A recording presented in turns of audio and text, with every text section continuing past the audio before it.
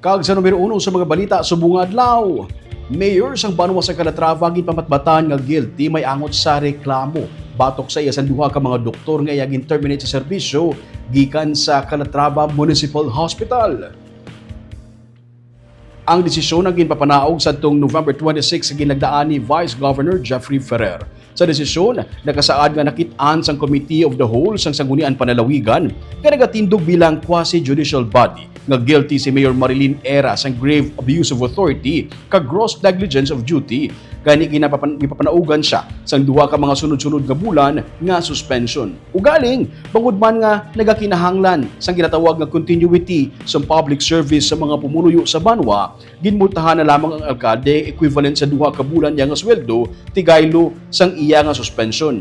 Ini naman ang iyang ikabayad sa mga doktor ng mga complainants nga sanday Lewin Torres kag Christine Ureta. Ginpadangat sa SP sang duha ka mga doktor ang ilang reklamo batok sa alkalde nga nagugat sa pag-terminate sang ilang consultancy services nga wala sang proper justifiable cause. Wala man sila ginsabat sang alkalde sa ilang mga palamangkutanon angot diri.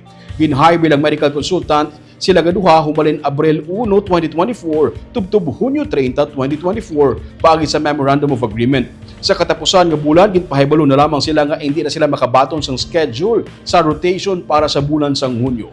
Gitinguan sang DJ Cas Negros nga makuhaan sa iyang bahin si Mayor Era ugaling as of press time wala pa ini makasabat. Para naman kay Dr. Torres, hindi siya satisfied sa nanging pamatbat mangud kun basihan ang provisions, ang grave misconduct suno sa iya 6 ka bulan tubtob 1 ka tuig ang suspension. Magasapol pa siya sa iyang legal counsel sa masunod nga tikang kag ila ginalantaw nga mahimo ila ipadangat ini sa Office of the Ombudsman. Wala naman makasabat si Dr. Ureta sa text ng Digicast Negros sa iya. Subong ang final decision, why kami choice?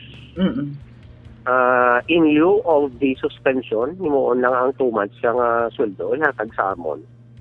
So, it's insulting sa part namon kami nga duha ni Dr. Ureta. Ko pangako ng mga council, kay actually sila niyang ginapadecide ko mo. Kasi ginaprotektahan ko man akon nga nga self kung anong dapat dito ko masunod sa ila. Pero most probably siguro ba si Ombudsman. So.